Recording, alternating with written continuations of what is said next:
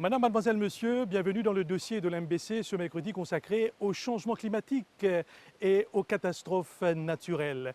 Pourquoi nous sommes ici à l'hôtel intercontinental à Balaklava? Eh bien, parce que ce lieu abrite en ce moment une importante réunion de haut niveau internationale sur la gestion des risques de catastrophes naturelles.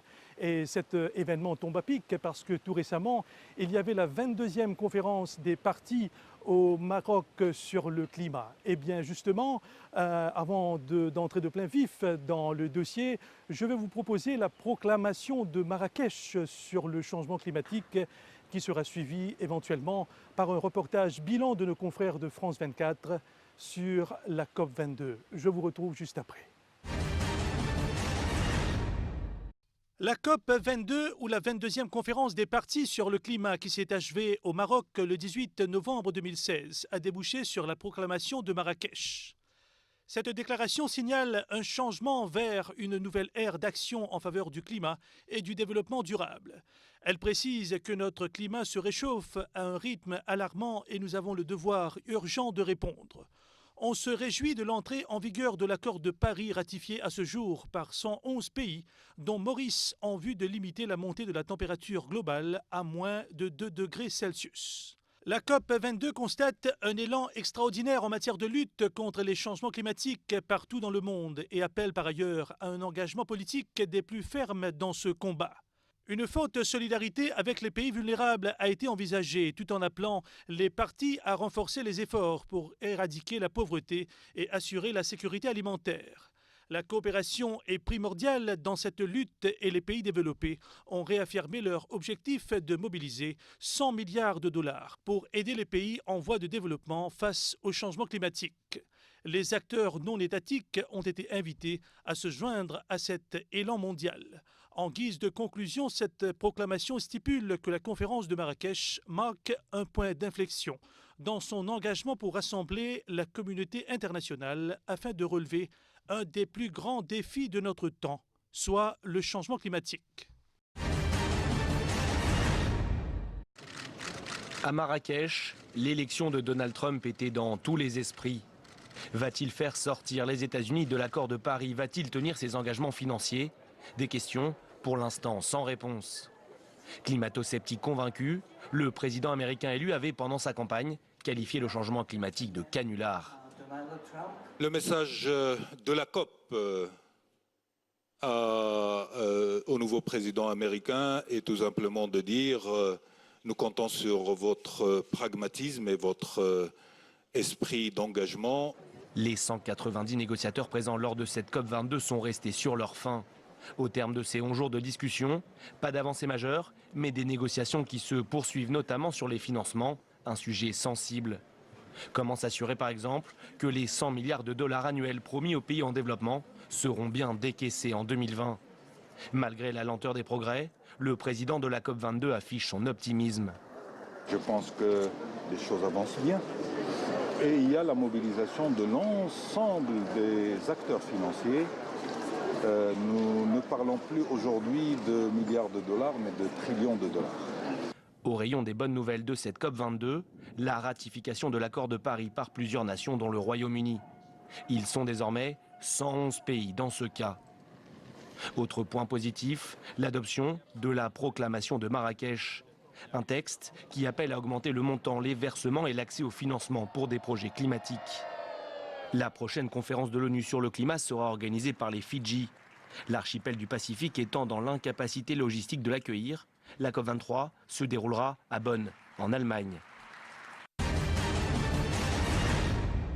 Hausse des températures et de la concentration en dioxyde de carbone, montée des eaux, l'effondrement des glaces, les principaux indicateurs du réchauffement planétaire ont atteint un point très alarmant, selon la conférence des parties sur le climat.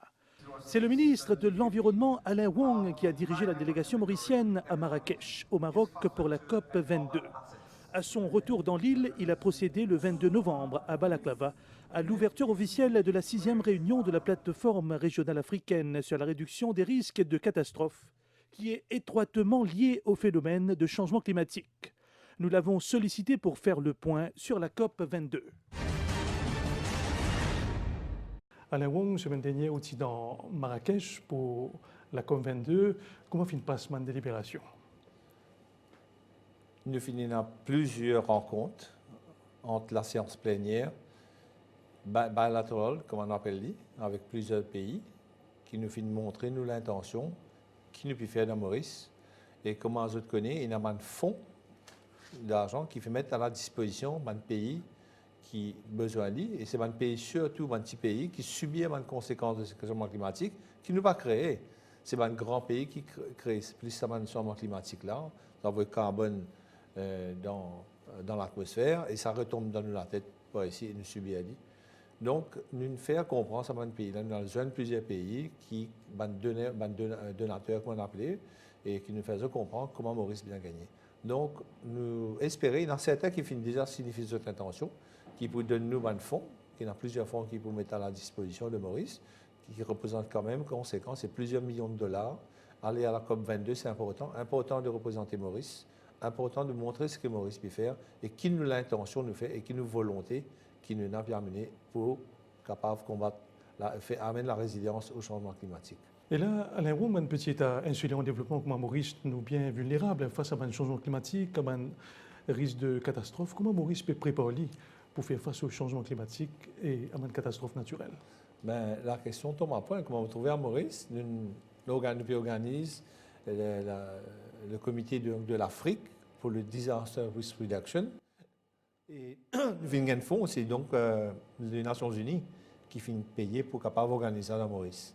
Alors, ce n'est pas l'État mauricien qui peut dépenser ça à ça, c'est déjà quelque chose de bien, qui vient faire les Mauriciens comprendre. C'est les Nations Unies qui peut payer ça.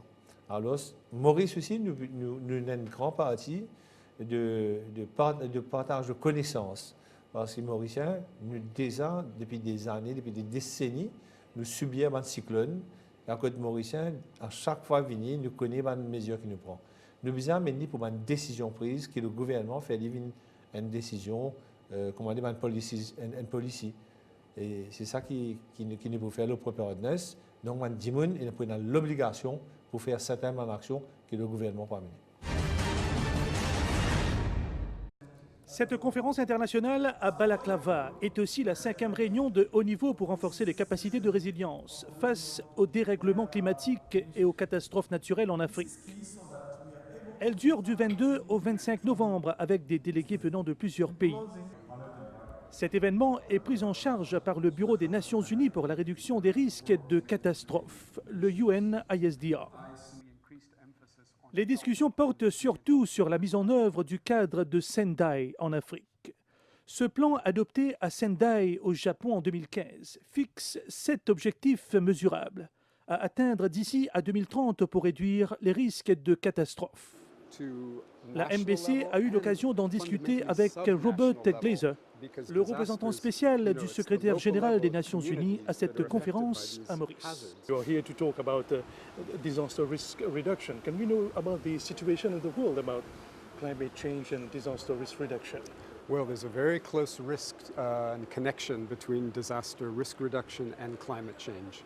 We've seen that over the last couple of decades, something like more than 50% of major disasters have been weather and climate related, exactly the ones that are increasing in frequency and severity as a result of climate change. So there's a very close connection between climate change, extreme heat, drought, extreme flooding, coastal surges, all of these impacts that of course affect Mauritius as well.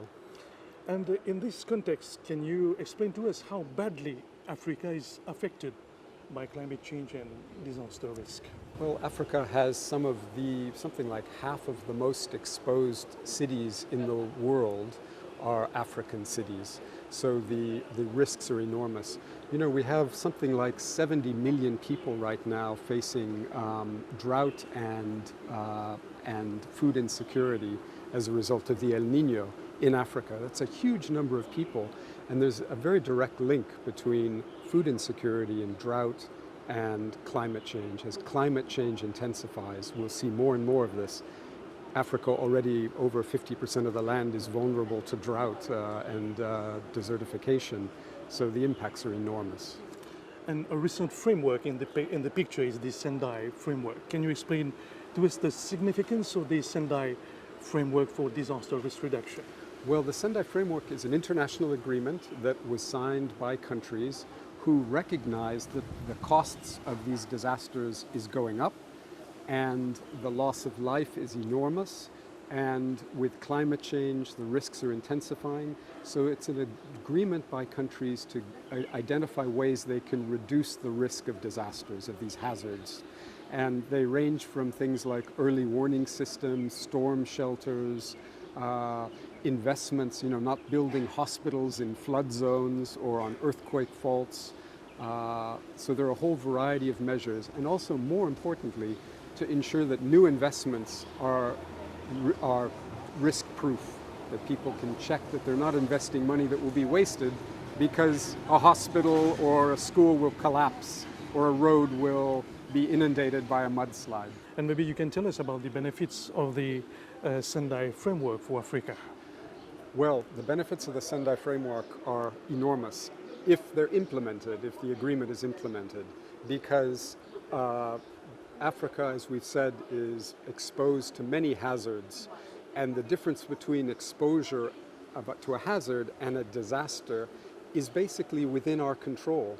So if African countries implement the Sendai Framework, if they put in place early warning systems, if they're investing in infrastructure that isn't going to increase risk, as I've said, it will save literally hundreds of millions of dollars, it will save many tens of thousands of lives, and will maybe prepare African countries better to deal with the huge challenges of climate change that lie ahead.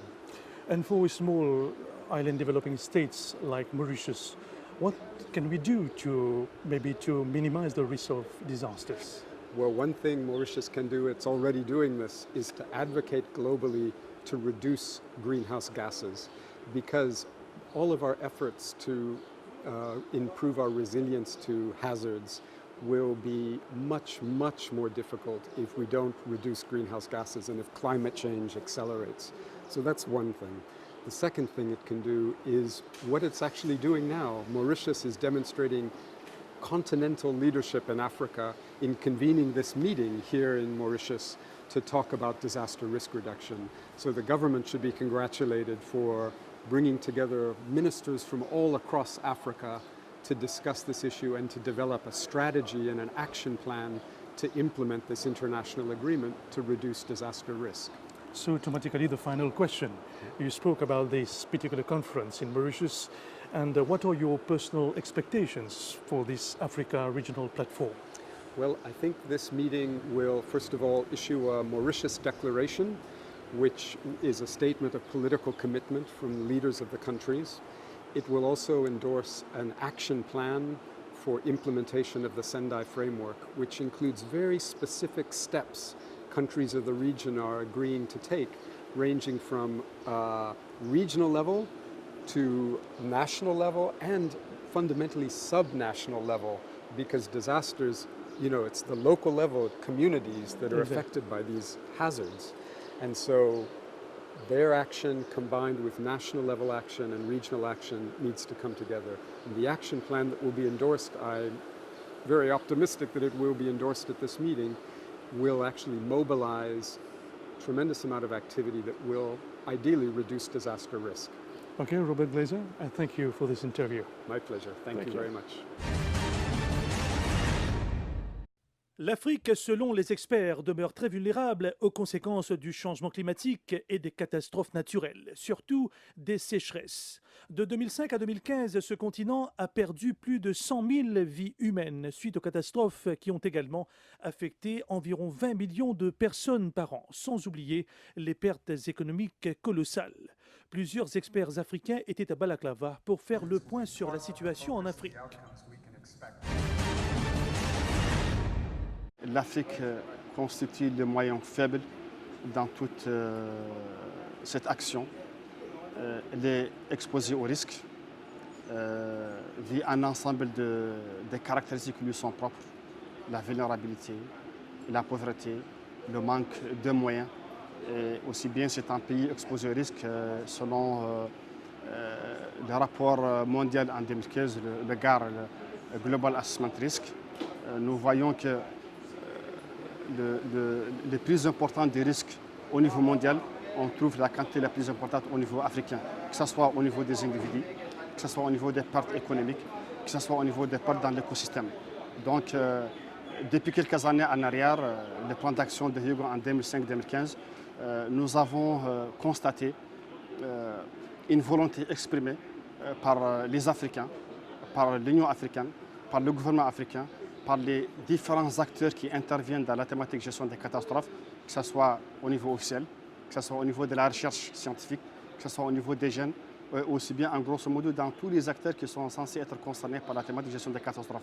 Et je trouve que cette rencontre au niveau de l'île Maurice, ça nous permettra davantage en tant qu'Africains d'échanger entre nous, de bénéficier des expériences des uns et des autres, aussi bien de l'expérience des îles Maurice. Et ça, c'est dans le but de préparer le sommet mondial qui aura lieu en 2017 au Mexique. Et je pense qu'il y a une volonté accompagnée d'un ensemble de mesures sur tous les niveaux pour réduire davantage les risques de catastrophes dans notre continent africain. Disaster risk research in Africa is a very serious problem. And I come from the International Council for Science, Regional Office for Africa, and we are very much involved in disaster risk research in Africa. We are supporting scientists in Africa to do work in reducing disasters in Africa. That is the reason why I'm here. And I came purposely as part of the Science and Technology Academic Network of Africa called the Peri U. And I came to make a presentation on a project that we have developed. This is the manual for it, called LIRA 2030, and it's supposed to give funding to early career scientists to conduct research, integrated research in disaster risk research in Africa. And what is your assessment of the current situation in Africa? The situation is quite bad. For so many years, there have been attempts to reduce disasters, but they keep multiplying.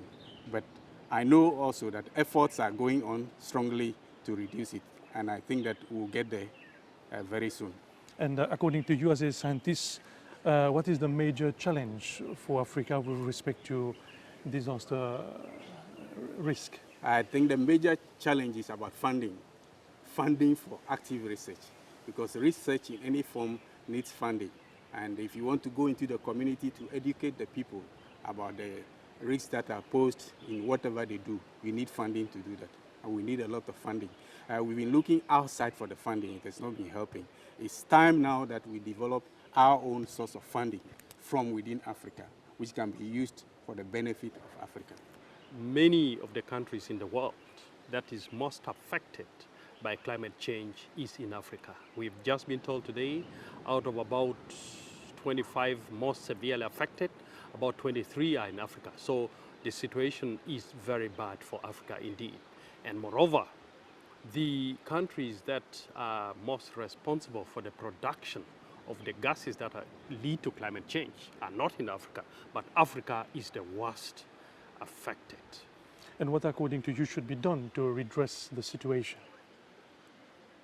Well, I think several things should be done. One, there is need for awareness to be created at all levels of government. And at the national level, our government should take the matter very, very seriously indeed, because it is a real problem.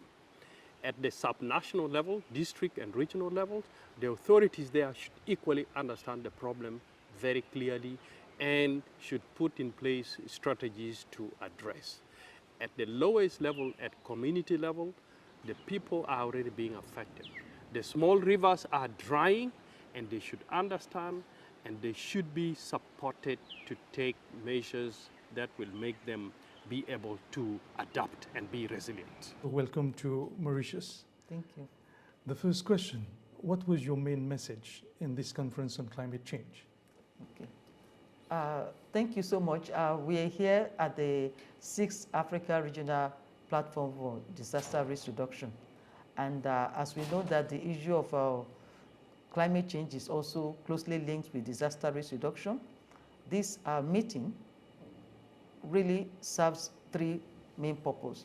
First is for the ministers to adopt the revised program of action on the implementation of the African Regional Strategy on Disaster Risk Reduction, which is now being revised in accordance with the Sendai framework for disaster risk reduction, because the Sendai framework is the global or the continental framework which the whole world is implementing.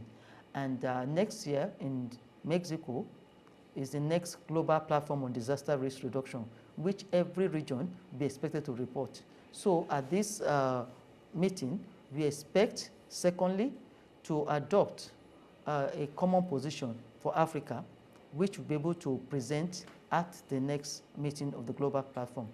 Third is the declaration of the Mauritius Declaration.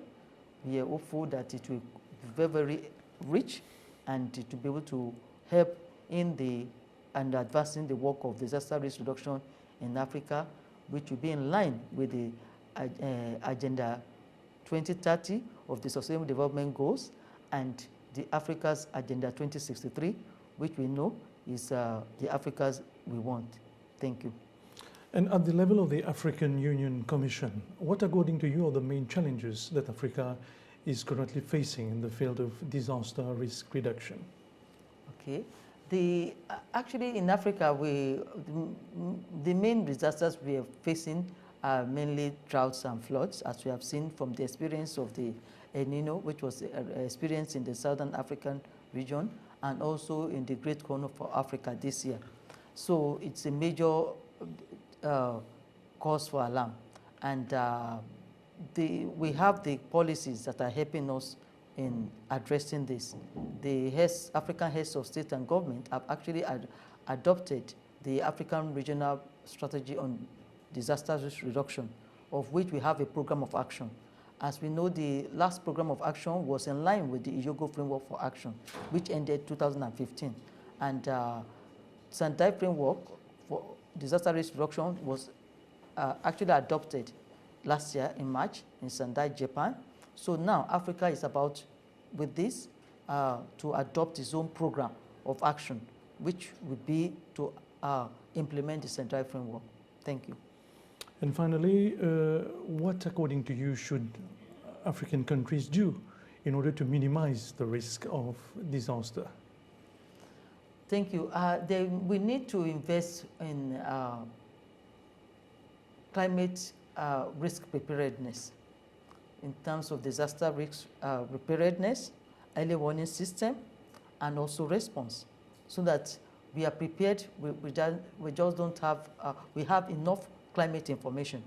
And at the continental level, maybe at this juncture, let me just bring to you that apart from the African Regional Strategy on Disaster Risk Reduction, the heads of state have actually adopted or launched the Climate Development in Africa, which is the CLIMDEF Africa. It's a program which is helping many countries in Africa to address climate change.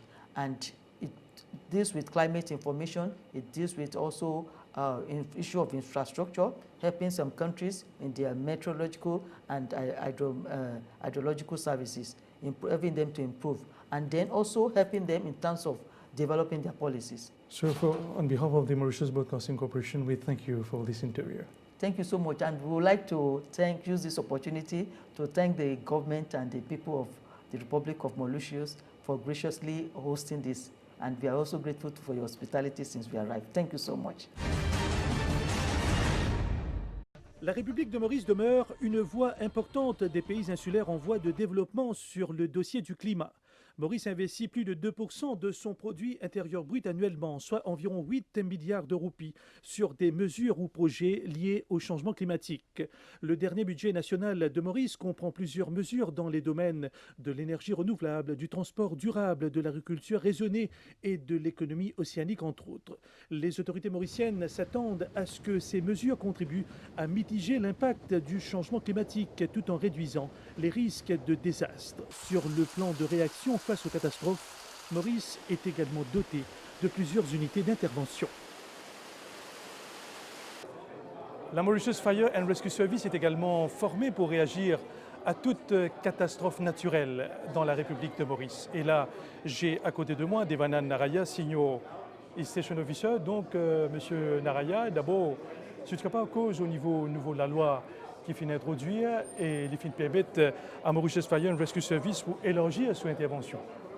Bon, avec l'introduction du nouveau la loi, les Mauritius Fire and Rescue Act de 2013, qui vient promulguer en 2014, le fire service a évolué. So, depuis principalement, nous faisons firefighting. Maintenant, nous élargissons notre plan d'action, nous faisons intervention dans plus beaucoup de cas incidents. Donc, nous mettons l'emphase plus beaucoup. Nous avons 3 phases qui nous travaillent. C'est la préparation, la formation du personnel et le public. Nous avons l'intervention de l'incident et qui action nous fait après l'incident.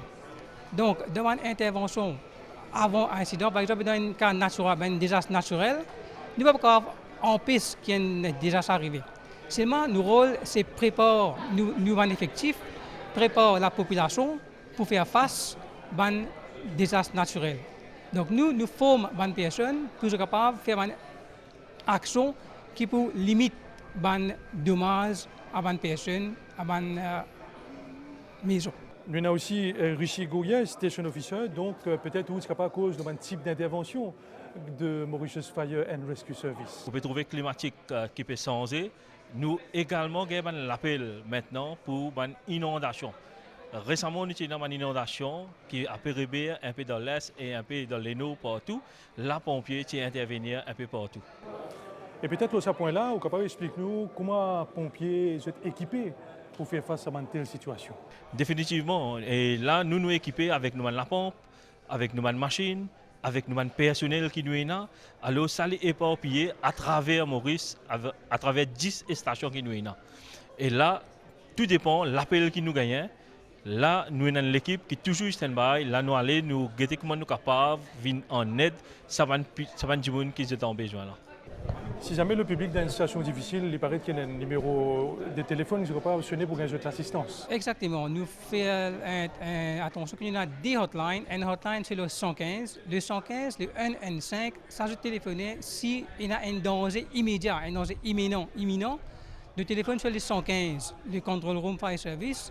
Nous prenons toute l'information, la nature de cet incident, nous faisons intervention tout de suite. Maintenant, nous avons une deuxième hotline, c'est la ligne pour piste qui est un danger arrivé. C'est le 154. Le 154, c'est un hazard reporting hotline. Avant qu'il y ait un danger arrivé, nous informons sur le 154. Nous pouvons faire une équipe intervenir pour qu'il empêche ce danger-là, cause de dommages à personne ou à propriété. Donc il y a aussi la Special Mobile Force qui est formée pour réagir à toute catastrophe naturelle dans le pays. Et là, j'ai à côté de moi une équipe de la SMF dirigée par le caporal G.V. Bongalia. Donc, caporal, tu peux expliquer-nous comment la SMF est prête pour réagir à n'importe quelle situation de catastrophe dans le pays?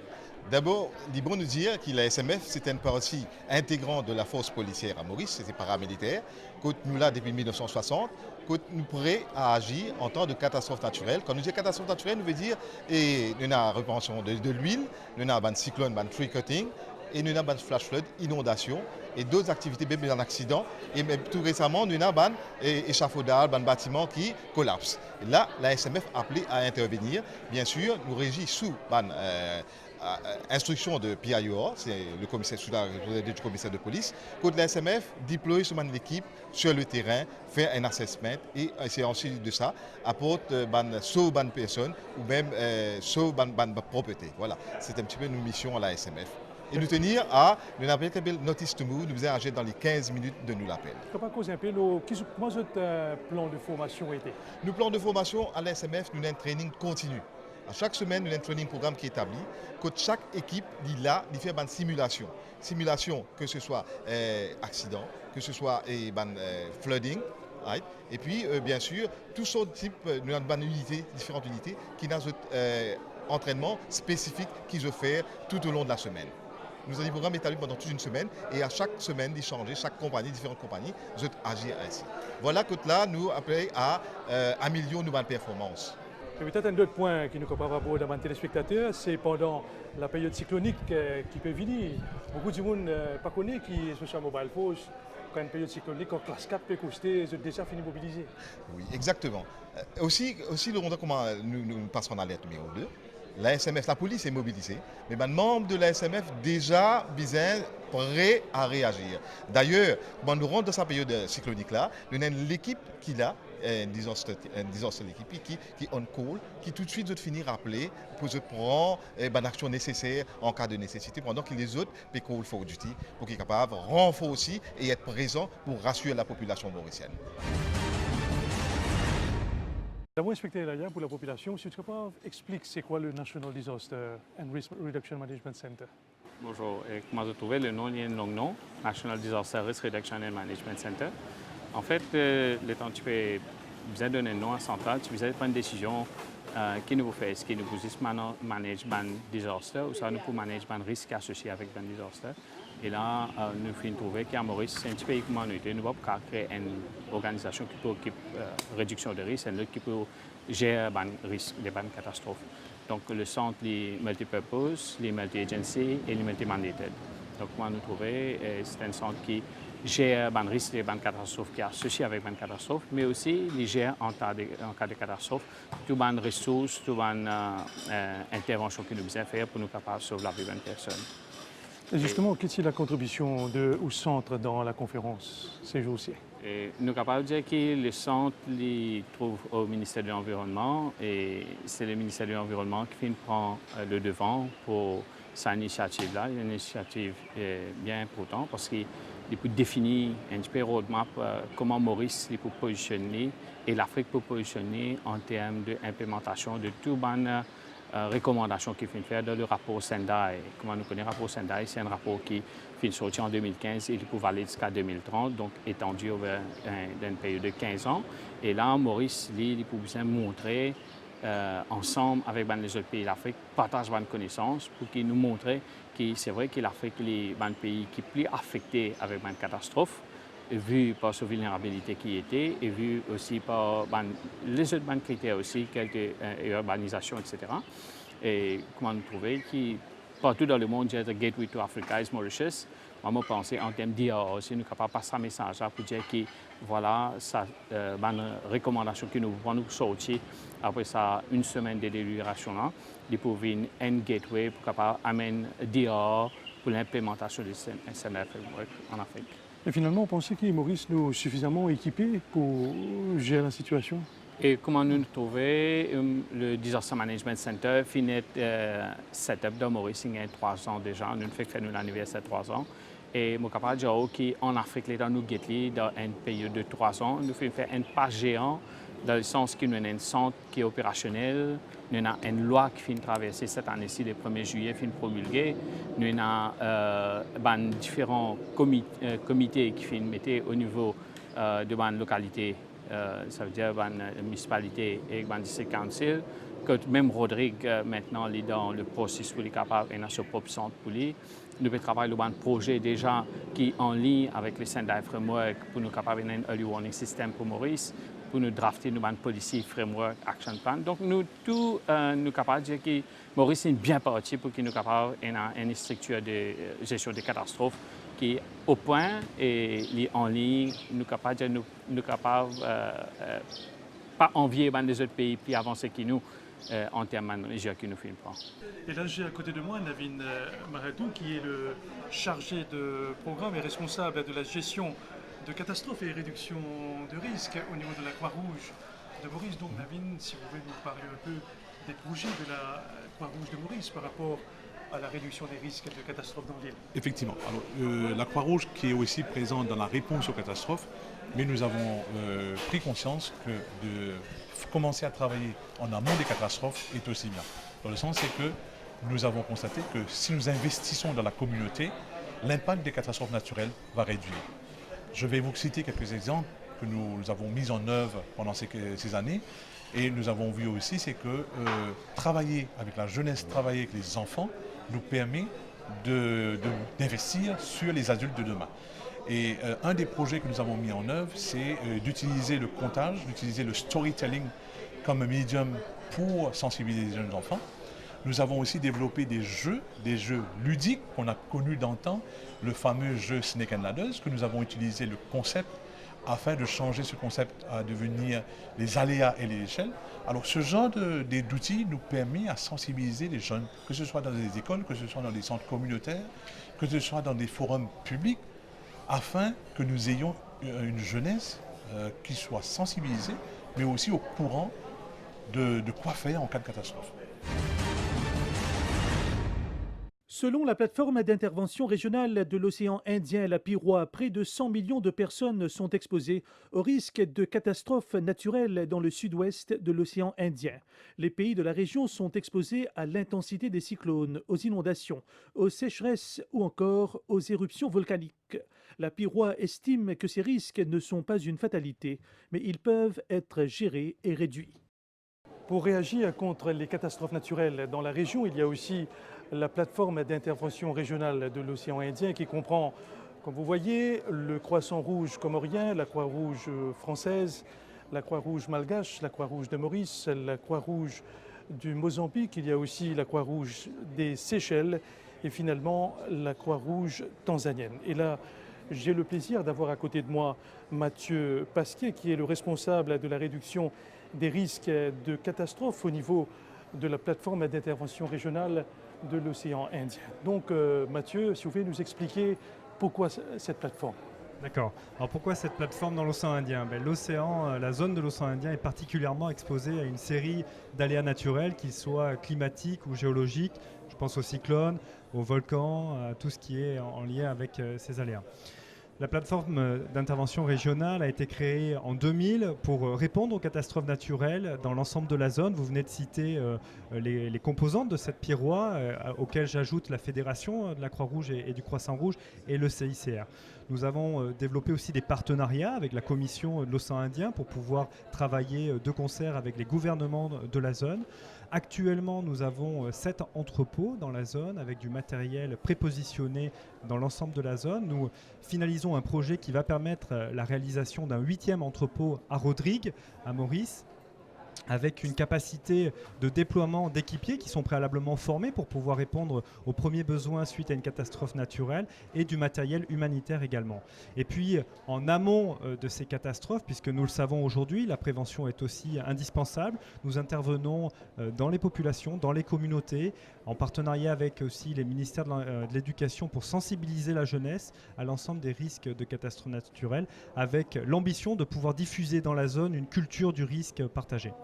Et quand je vois cette liste, ça me fait immédiatement penser à l'importance de la coopération dans la région pour réagir aux catastrophes naturelles. Donc pourquoi c'est aussi important d'avoir une bonne coopération dans la région? Exactement. La coopération est le cœur du programme de la PIROA. Nous avons développé, parce que nous sommes convaincus qu'il faut s'associer avec l'ensemble des composantes gouvernementales, privées, mais aussi associatives.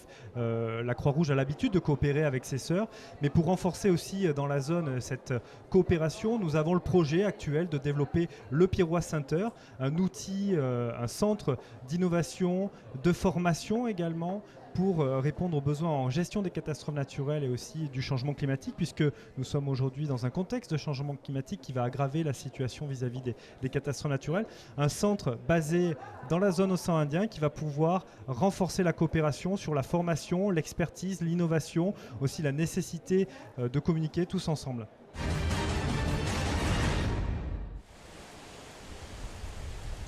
Les défis du changement climatique sont innombrables et donc la coopération internationale est vitale pour faire face au changement climatique et aux catastrophes naturelles.